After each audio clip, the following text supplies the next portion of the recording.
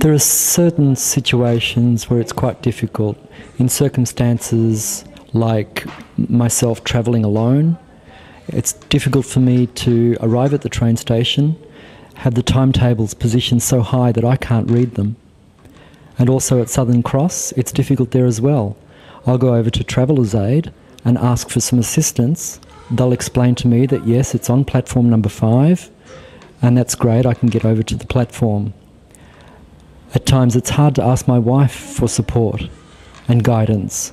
In those situations, I'll call Able Australia and try and get some respite services provided. We make the bookings, they guide me, and it's fantastic. Vision Australia in Geelong, they don't understand deaf-blindness. And I know why. I mean, they've never met a deaf-blind person. But I need to keep advocating and pushing until I'm successful and interpreters are provided to me. There are a list of things that need to be improved within that service. At times I need to learn to be a bit more tolerant, not simply accept things the way they are, but to continue and keep pushing until I'm successful.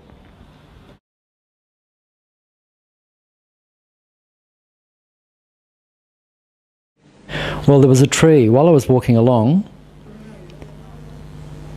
there was a tree with a root that was sticking out. Of course, I tripped over it and I scratched my forearm. I was very angry about that. I was fed up. And it often happens while I'm walking along. There was another time where a branch had swiped the hat off my head and I had to search around on the ground to try and find my cap, but luckily somebody came along and handed that cap back to me. It's often happening where roots are sticking out or branches are overhanging over the fences, and it's not just me but other people with RP also. Many footpaths have uneven joins in the concrete. It's quite easy to just trip up over them, but it happens quite often. At times I'll have a support worker with me who can guide me along, and it'll avoid types of things like that, hitting uneven joins in concrete or overhanging trees. When my wife is tired and exhausted from looking after me, I mean, she has work to do herself. It can be very, very stressful and frustrating.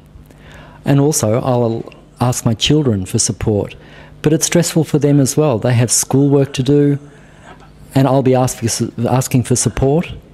I don't want to put this burden on my children. I think it's a very negative way of going about it. Even though I have a great family, it's still a negative thing to be giving these children stress and burdens. It's disappointing and depressing. At times my mental health will just take a dive. I could be travelling along quite well, everything's perfect, and then something I can't do can depress me. I think it's also much better to not be sitting at home twiddling your thumbs. It's better to go off and get some work, meet people. I have great workmates that take me out to lunch. Every Friday we go out to the pub. They're always asking me to go with them. I mean, I have retinitis pigmentosa, but it doesn't bother them at all. They have a very positive attitude.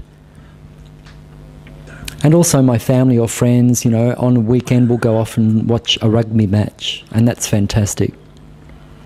There is a social group called the Vision Hearing Support Club, and I've attended that club quite a while back, but now I find I have no time. My children are growing up. Later I'll go back to that club and I'll attend it a bit more often. I think it's better to, spend time with your family and go out. Think positively. Work if you can. Working in the dark. We've been walking in the shopping centre. You've been waiting for me. White colours. Why is the dark a problem? I'm a bit worried because people will trip over. People with funky juice, the boy hurts herself. And how does bright colour affect you? Bright colour hurts my eyes, so I know where to go. Okay, and can you explain what's the best thing about having Ushers syndrome? going out to bad trip I will Australia and got away from the weekend camp and I had a great time. And enjoy myself, meeting more people, letting me laugh, letting me run around. Good for food.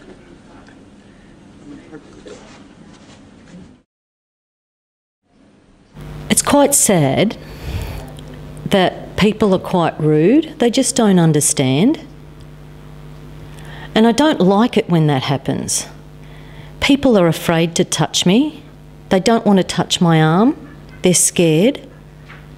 When they bring me a cup of coffee, they put it right up close to my face and I didn't even know it was there.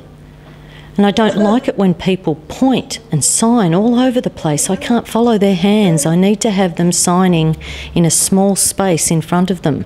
And also I need to touch their hands so that I can feel what they're signing if I can't see. But when they get really nervous, their hands start to shake. And I don't understand what they're trying to say to me. But if they're signing smoothly and gently, it's much more comfortable. But if they're rough and aggressive with their hands and their signs, it's really uncomfortable.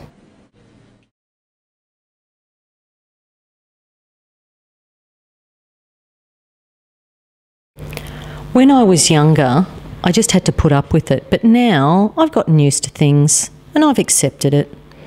This is who I am. I remember being involved in psychodrama, and that's when they taught me to be assertive. I also got taught about self-esteem and to share my problems and to be on an equal playing field with everyone else, and that really helped me feel a lot better. Well, I have Ushers syndrome now. I have severe tunnel vision. Before, I had a lot of hobbies. I used to be involved in a lot of sport, fishing, social events. I used to walk a lot, swimming. But now it's quite difficult, you know. I need a guide or a volunteer to go with me all the time. And if there's any changes, then changing my plan is really difficult. I'd like to do deaf-blind golf or deaf golf, but there's nothing happening in the country. It all happens here in Melbourne. So really, I do a lot of computer work. Sometimes I fish or go camping. I am interested in doing touristy things like visiting museums or learning about history. I think it's very important. I mean, if my eyesight gets worse and worse, it's important for me to continue with my hobbies and keep my interests up. I remember at first being quite frustrated and not having the information and not knowing how to ask for help. I didn't know that I had rights and that I could ask for help for what I needed, and I didn't know how to do that. So I needed support, and at the same time, I think it was, I'm trying to remember now, I think I went to Vic Deaf at the time. They had a partnership with the Deafblind Association, and one of my friends, who was quite experienced in the issues to do with Ushers, was giving me a lot of information and told me about this partnership between the two organisations. And I started to learn about how to become assertive, and then I started to think I was not behaving in the right way with my friends, but it was actually because I was so frustrated. And I needed to think about how I could change. And this friend and the staff at the organisations helped me. I started to realise, and then I started to contemplate how I could change my life. And now it has changed. I've had a number of challenges and a number of changes because I've made those decisions, and I can do it. If I do something wrong, I get frustrated. For example, in the wider community, I can't always access things, and it's very frustrating. I can't do what I'd like to do in the normal world, so I need to think about how I can adapt. I think about being deaf and being blind in the Ushers community and how I need to have a cane, how I need to have interpreter services and that sort of support. So getting that support enables me to then enter the wider community. I have a support worker so that I can communicate.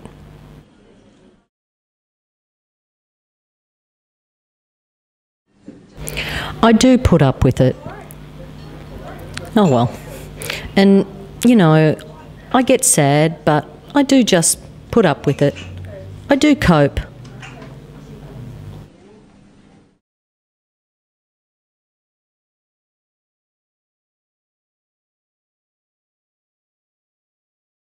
When I first told my mother, my father and my family, they were in shock because they'd just gone through in shock about my brother.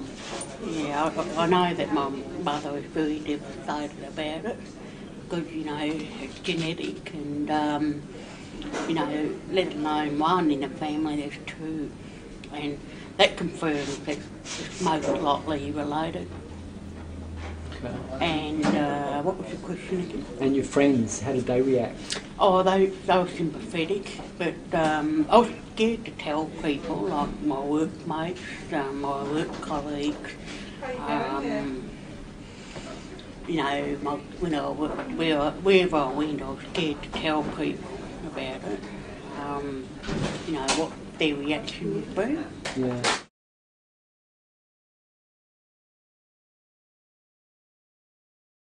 Friends were trying to tell me to go and get help way back, and I just wasn't ready. They begged me to go and get some assistance. They wanted me to prepare myself for the future and what could happen. And then I started to realise my eyesight was getting worse, and then I asked my friends to please ring whoever it was. I need the support now. And so they did make those contacts with Able Australia, and everything's been brilliant since. It's much more comfortable now for me.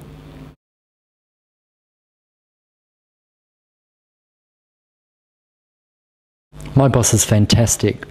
I've never experienced any oppression, no bullying, and no discrimination. Never. They leave me to my work. They don't sit there and scrutinise my work. They leave me alone.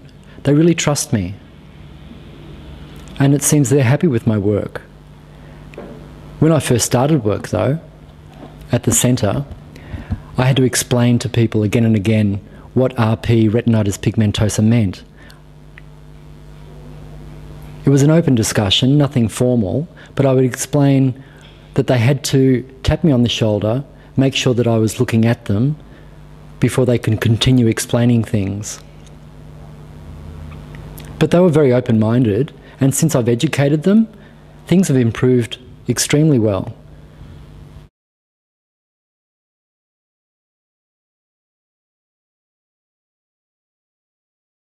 I was quite nervous thinking about what I was going to do for work in the future.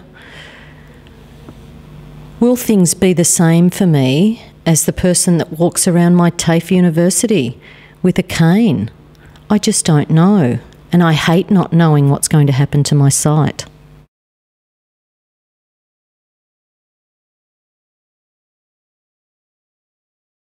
Well, on a good day can be good if I'm working with a support worker who can guide me and support me. But if there's no support worker and I need to go alone, then a lot of mistakes are made. I could go into the shop and look at a product up on the shelf when I first go in and realise later that I'm in the women's clothing section. So, you know, there are different problems that I face.